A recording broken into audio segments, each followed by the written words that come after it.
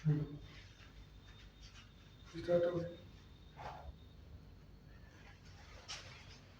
दोस्तों, sunshine computer academy की online क्लासों में आपका स्वागत है।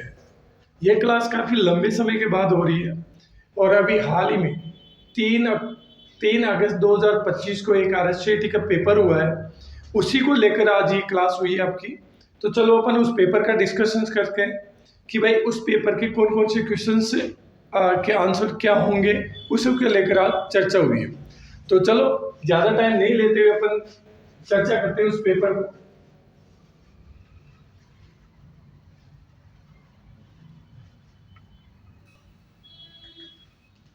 देखो, इसका पहला जो क्वेश्चन है RSCT का, वो है कि भारत में आयकर सेवाओं के लिए आधिकारिक वेबसाइट पोर्टल का नाम पूछा है।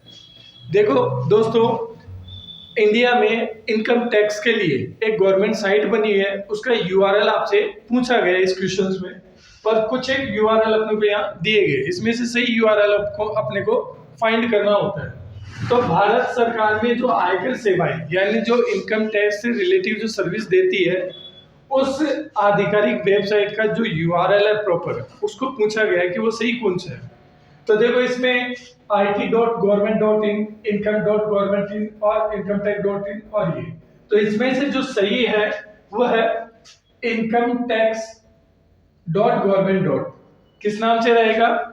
incometax.gov.in।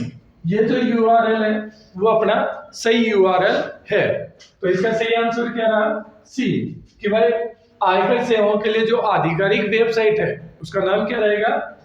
incometax.government.in रहेगा। चलो आगे का क्वेश्चन लेते हैं। डॉट मैट्रिक प्रिंटर एक प्रकार का है।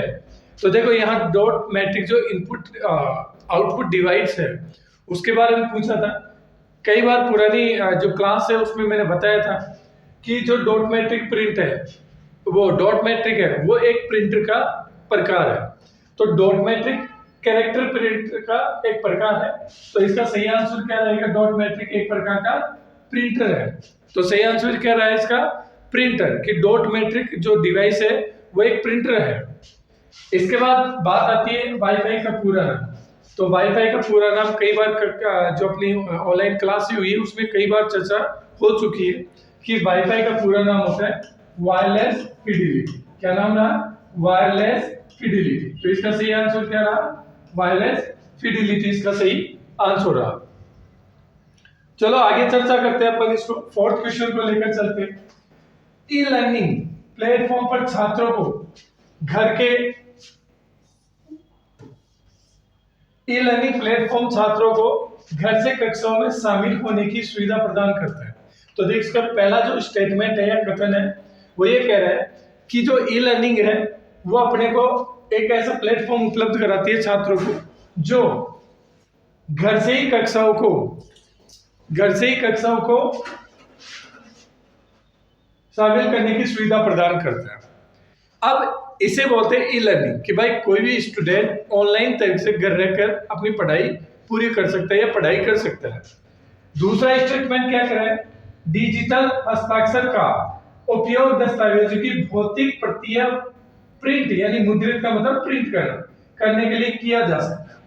तो देखो, जो डिजिटल सिग्नेचर है उसका उपयोग कभी भी डॉक्यूमेंट को प्रिंट करने के लिए नहीं यूज होता। इसका जो मेन काम होता है वो क्या होगा कि ये डॉक्यूमेंट को वेरीफाई करता है। डिजिटल सिग्नेचर लगाकर क्या करेगा? वेरीफाई। तो इसका मेन काम होगा वेरीफाई करना। तो इसका जो सही स्टेटमेंट है वो क्या रहेगा?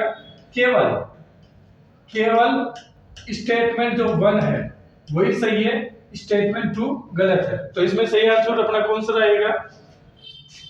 कथन 1 सही है तथा कथन दूसरा गलत। तो अपना सही आंसर सही कौन सा रहा? ए, कि स्टेटमेंट 1 जो है वो तो सही है, जबकि स्टेटमेंट सेकंड वाला क्या हो गया?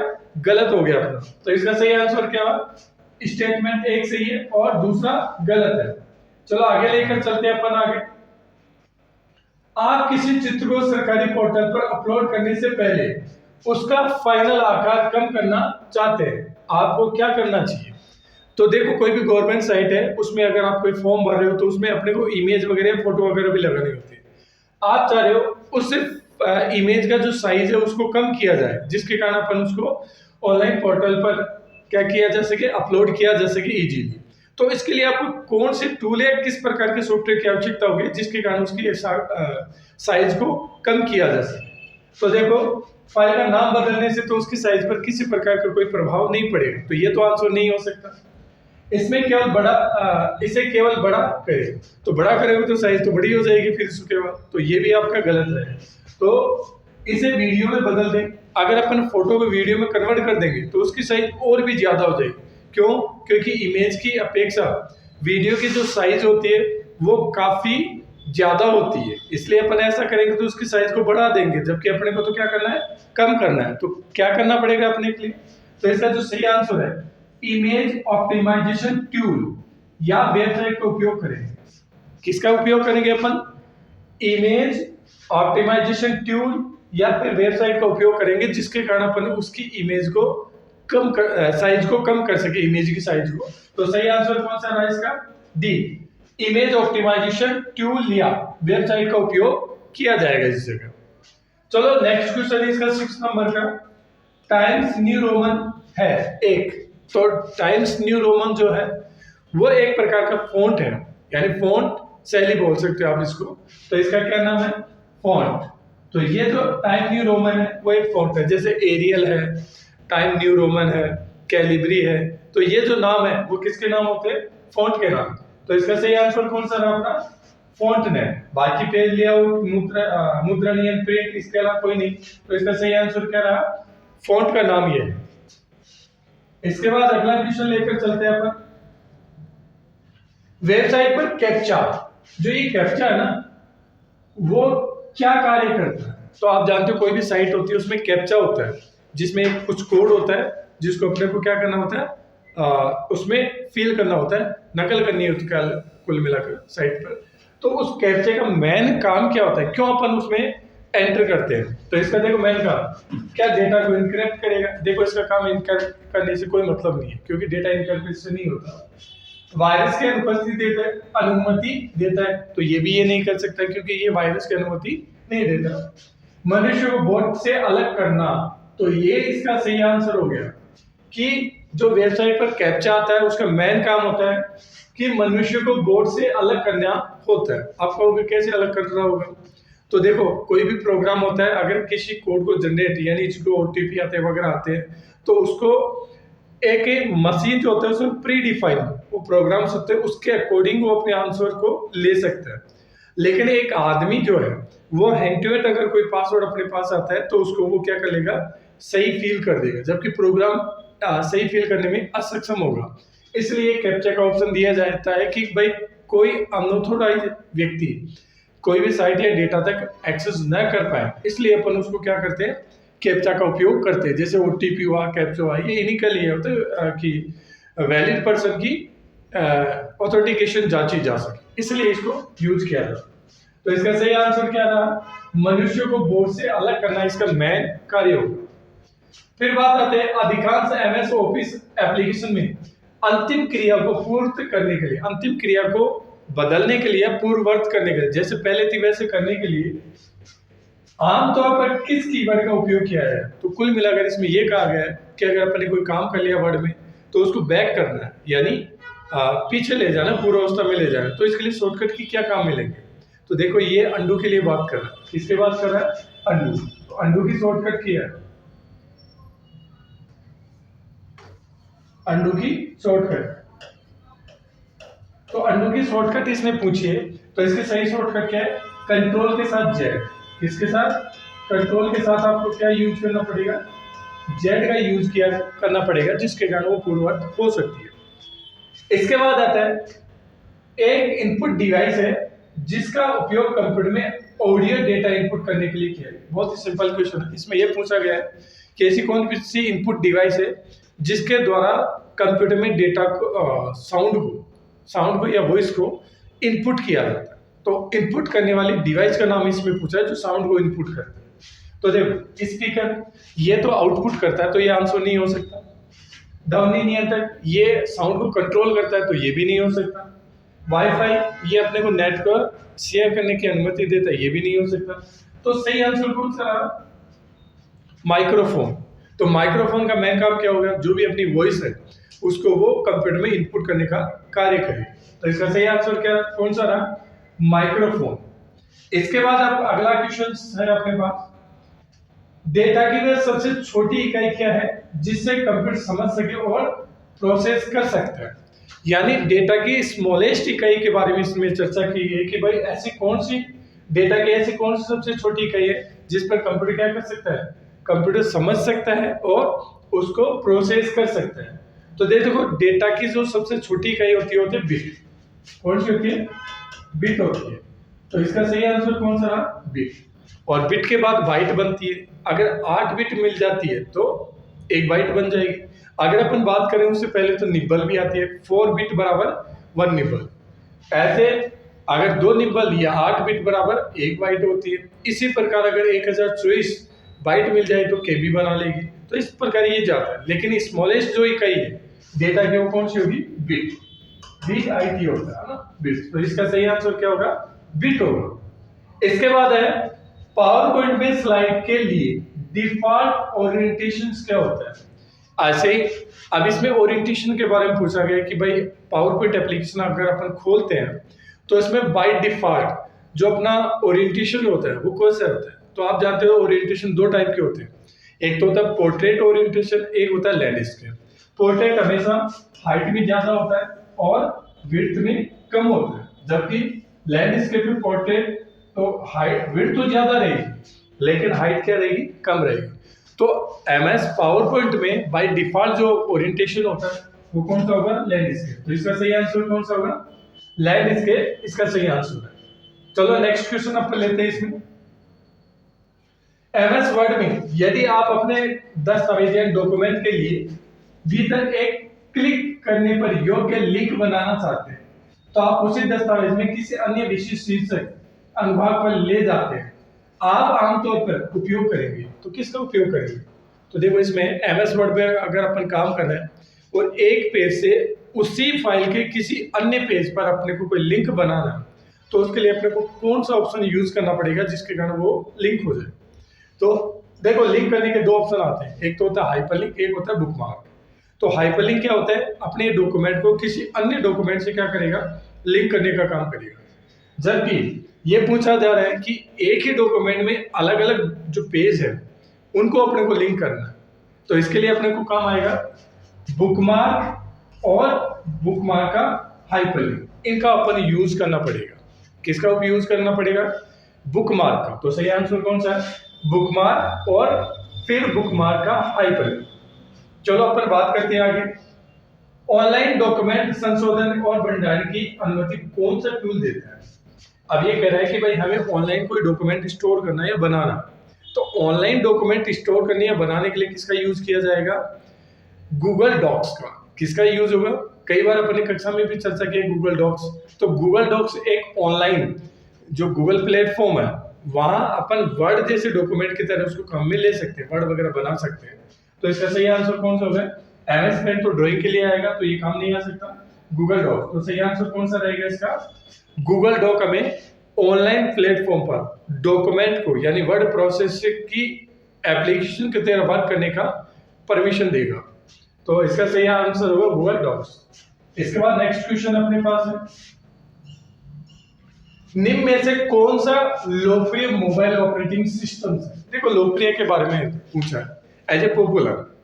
तो हमें यह पूछा गया है कि इनमें से कौन सा ऐसा ऑपरेटिंग सिस्टम है जो मोबाइल में सबसे ज्यादा यूज होता है या लोकप्रिय है। तो इसका मेन काम कौन सा रहेगा? देखो विंडोज एक्सपी ये तो डेस्कटॉप पर या फिर कंप्यूटर्स पर चलता है। लिनक्स ये भी कंप्यूटर का ही है और एमएस डोस ये भी कंप्यूटर। लेकिन सही कौन सा है? एंड्रॉइड। तो एंड्रॉइड ओपन सोर्स के अकॉर्डिंग ऑपरेटिंग सिस्टम आता है और सबसे ज्यादा मोबाइल्स में ये मिल जाता है। तो इसका सही आंसर क्या आंसर होगा? Android operating system. फिर बात आती है पीडीएफ। देखो इसका भी अपन ने कई बार चर्चा की है क्लास में। पीडीएफ का फुल फॉर्म क्या होता है? पीडीएफ का फुल फॉर्म होता है पोर्टेबल डॉक्यूमेंट फॉर्मेट। कौन सा होगा दोस्तों? पोर्टेबल डॉक्यूमेंट फॉर्मेट इसका सही आंसर है।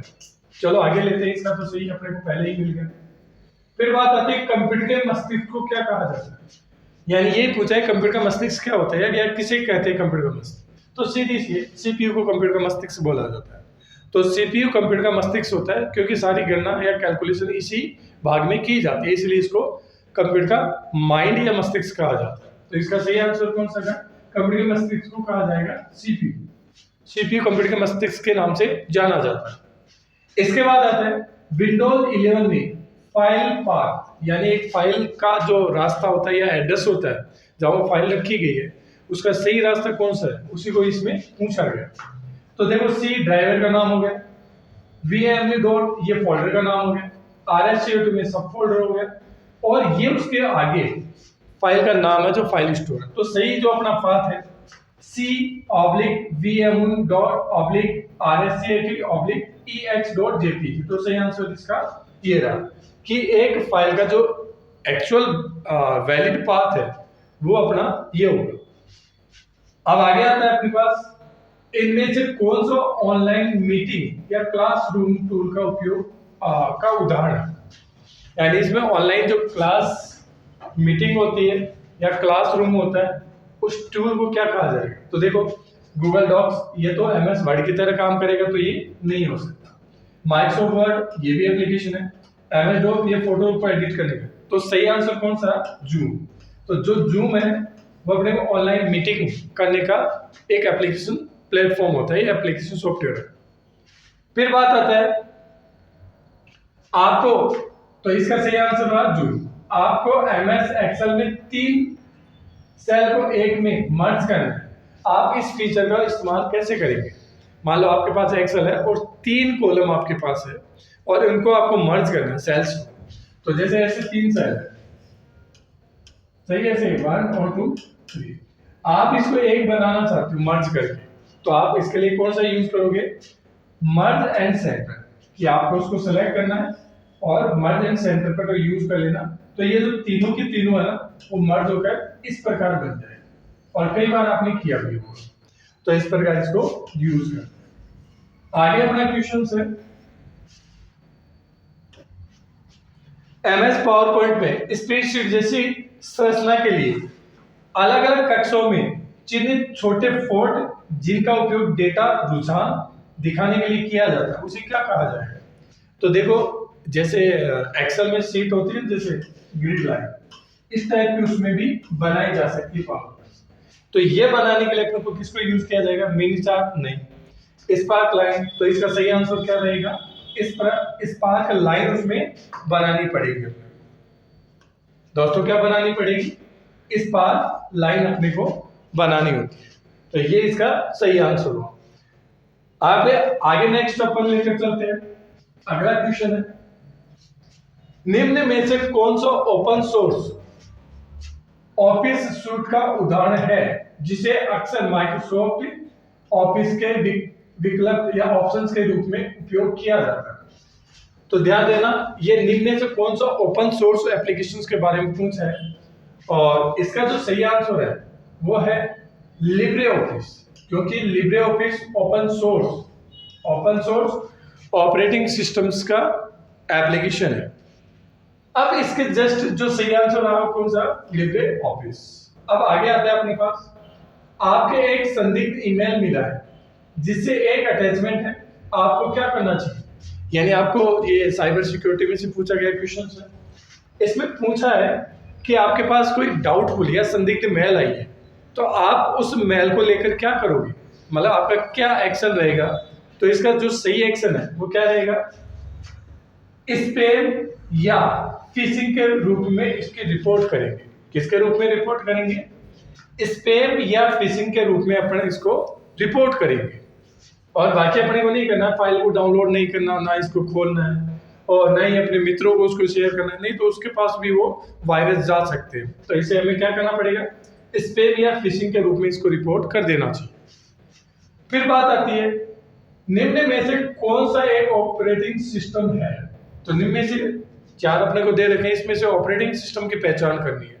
तो वो ऑपरेटिंग सिस्टम कौन सा है? माइक्रोसॉफ्ट वर्ड ये देखो एप्लीकेशन है, ये नहीं हो सकता। गूगल क्रोम ये भी एप्लीकेशन है, ब्राउजर है ना, और पेंट भी एप्लीकेशन है। अब बात आती है विंडोज। तो जो विंडोज है ना वो इसका सही आंसर है। कौन सा रहेगा? निम्न में से एक ऑपरेटिंग सिस्टम का एग्जांपल वो कौन सा होता है? विंडोज 10। अब बात आती है अगला, आप अपने ऑफिस या कार्यालय से बाहर जाते समय अपने कंप्यूटर में लॉग ऑफ क्यों करते हैं? लॉग ऑफ का मतलब है कि मान लिया जाए आप अपने कंप्यूटर पर काम कर रहे हो और किसी कारण से आपको उस ऑफिस से बाहर जाना है कुछ समय के लिए, तो आप अपनी जो डेस्कटॉप पर फाइल्स है या जो अपने कंप्यूटर में फाइल है उसको सुरक्षित करने के लिए आप क्या करोगे?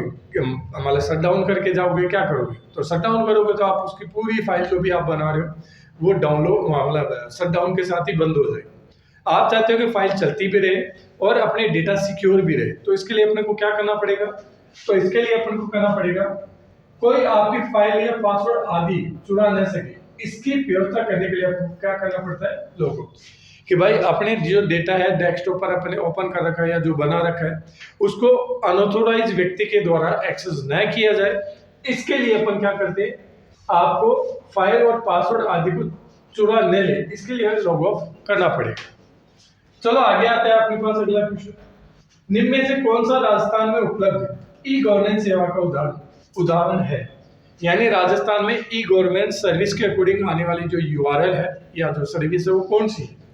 तो देखो अमेजन ये प्राइवेट साइट जो ऑनलाइन शॉपिंग साइट है, फ्लिपकार्ट ये भी ऑनलाइन शॉपिंग साइट है, लेकिन फेसबुक ये एक सोशल नेटवर्किंग प्लेटफॉर्म। तो इसका सही काम कौन सा हो गया? ई मित्र। ई मित्र, तो ई मित्र जो है ये एक गवर्नमेंट सर्विस देने वाला प्लेटफॉर्म है, तो इसका सही आंसर रहा ई मित्र। अगला अपने पास नेक्स्ट क्वेश्चन है, देखो इसमें भी बढ़िया पूछा, कंपटीशन के तरह पूछ लिया। नीचे दिए गए तालिका में सही मिलान चुनिए। क्या होगा सही मिलान? सबसे पहले सर्च इंजन, तो search engine world wide web पर क्या करेगा? तो इसका सही हो गया एक के साथ आ। उसके बाद एमएस एक्सेल स्प्रेडशीट बनाना, तो 2 के साथ हो गया टी। तो इसमें देख लो यहाँ राइट है और लास्ट हो गया 1 के साथ आर और 2 के साथ पी। तो इसका सही आंसर कौन सा हो गया? ये 1 के साथ आर होगा, 2 के साथ पी होगा और 3 के साथ क्यू होगा। क्यों? अब इसके बाद आता है का उपयोग किसी दस्तावेज में टेक्स्ट को शामिल करने के लिए किया जा सकता है जिसे प्रत्येक प्रश्न को दोहराया जा सकता है। तो अपन एमएस डॉक्यूमेंट में कोई भी टेक्स्ट लिख रहे हैं जिसको अपन हर पेज पर रिपीट करना चाहते हैं, तो उसके लिए आपको क्या करना पड़ेगा? तो वेलवर्ड्स नहीं कर सकते, बुकमार्क और हाइपरलिंक से। तो इसका सही आंसर रहा header and footer. Header and footer क्या होता है?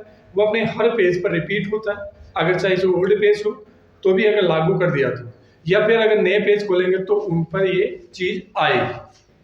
तो इसका सही आंसर कौन सा रहा? Header and footer. कोई दस्तावेज टाइप करते समय आप गलती से इंसर्ट कुंजी दबा देते हैं, तो इसका प्रभाव क्या पड़ेगा?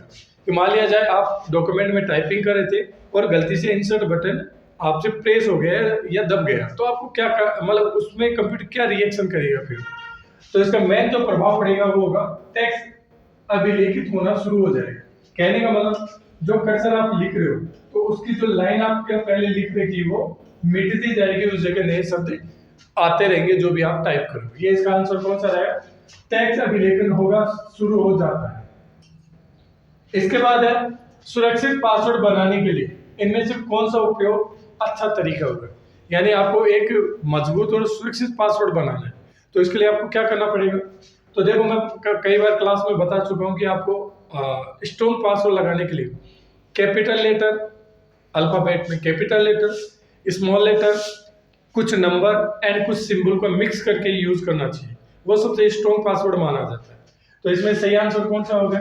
अक्षर, संख्या और प्रतीकों के संयोजक के रूप में इसको क्या करना पड़ेगा? उपयोग करना पड़ेगा। ठीक है, तो इसका यूज करना आपको। आगे अपन क्वेश्चन लेकर चलते, कौन सा? 21वां। निम्न में से कौन सा कंप्यूटर सिस्टम का घटक नहीं है? देखो ये क्वेश्चन आया है, ये माइंडली क्वेश्चन है। निम्न में से कौन सा ऐसा कंप्यूटर सिस्टम का घटक नहीं है? देखो इसमें कंप्यूटर जो कंपोनेंट्स होते हैं कंप्यूटर को बनाने या कंप्यूटर सिस्टम बनाने के लिए जो कंपोनेंट्स होते हैं उनके बारे में इसमें पूछा गया। तो इसने ऑप्शन में रखा हार्डवेयर है, सॉफ्टवेयर है, बिजली इलेक्ट्रिसिटी है और यूजर्स है। तो देखो इसका जो सही आंसर है वो आपका होगा, क्योंकि हार्डवेयर और सॉफ्टवेयर ये कंपोनेंट कंप्यूटर सिस्टम के होते हैं। साथ में जो यूजर होता है वो हार्डवेयर और सॉफ्टवेयर के बीच इंटरेक्ट करवाने के लिए यूज होता है। तो इसका मतलब अपन इसको मान सकते हैं।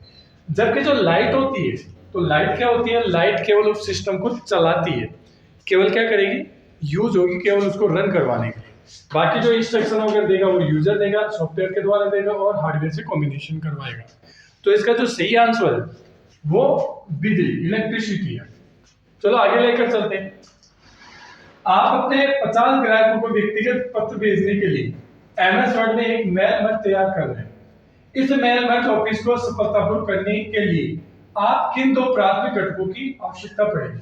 कि मान लिया जाए आपने एमएस वर्ड में कोई फाइल बनाई और उस फाइल को आप कई लोगों को यानी 50 लोगों को सेंड करना चाहती है मेल मर्ज के द्वारा, तो आपको किन चीजों की रिक्वायरमेंट रहेगी ऐसा करने के लिए? तो देखो, एक तो हमें एक डॉक्यूमेंट चाहिए, साथ में उन व्यक्तियों के ईमेल एड्रेस चाहिए जिन पर अपने को लेटर भेजना है। तो दो चीजों की मोस्ट इंपॉर्टेंट आवश्यकता होगी, आपका बना हुआ डॉक्यूमेंट जो भी आप बना रहे हो वो, और उन व्यक्तियों के ईमेल एड्रेस जिन पर आप उसको सेंड करना चाह रहे हो।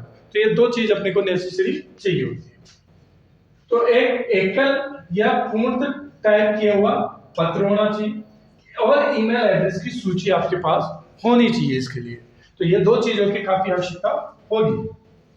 अगला है एमएस एक्सेल लेफ्ट। देखो ये फॉर्मूला पूछा गया है एक्सेल का, इसमें पूछा गया लेफ्ट और डबल कोटेशन में MU.2।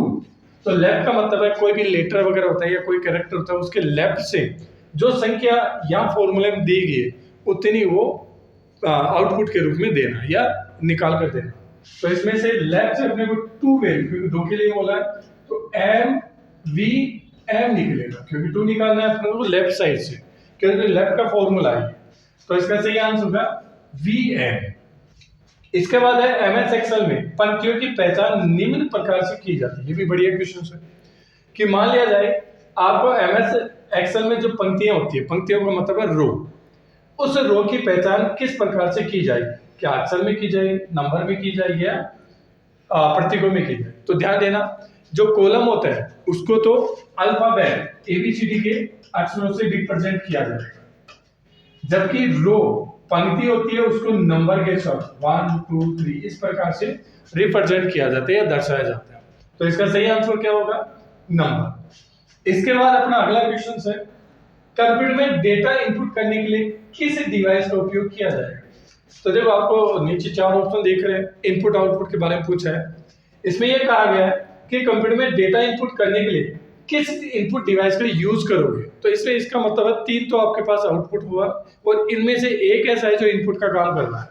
देखो मॉनिटर तो आउटपुट का है, ये भी आउटपुट का है, प्रिंटर, स्पीकर भी आउटपुट है, लेकिन जो कीबोर्ड है वो इनपुट के लिए यूज होता है। तो ये इनपुट का डिवाइस है। तो इसका सही आंसर कौन सा रहा? कीबोर्ड। फिर आता है अपने कंप्यूटर पर रीस्टोर पॉइंट सेट अप करना क्यों महत्वपूर्ण है? कि मान लिया जाए आप कंप्यूटर पर हो और आपको रीस्टोर पॉइंट सेट करना, तो वो रीस्टोर पॉइंट सेट क्यों किया जाएगा? तो इसको देखो, मेन काम होता है कि मान लिया जाए अपने कंप्यूटर में काम करते समय कुछ खराबी होती है, कोई मिस्टेक्स होती है, तो अपन चाहते हैं कि भाई उसकी जो सेटिंग है वो पूर्व अवस्था जैसी हो जाए। तो इसके लिए अपने को रीस्टोर पॉइंट बनाना पड़ेगा। तो देखो इसके लिए सभी व्यक्तिगत फाइलों को स्थायी रूप से हटा देगा ना, ये नहीं हो सकता अपना। एक समय बिंदु बनाता है जिस पर आप समस्या होने पर अपने सिस्टम को वापस ले जा सकते हो।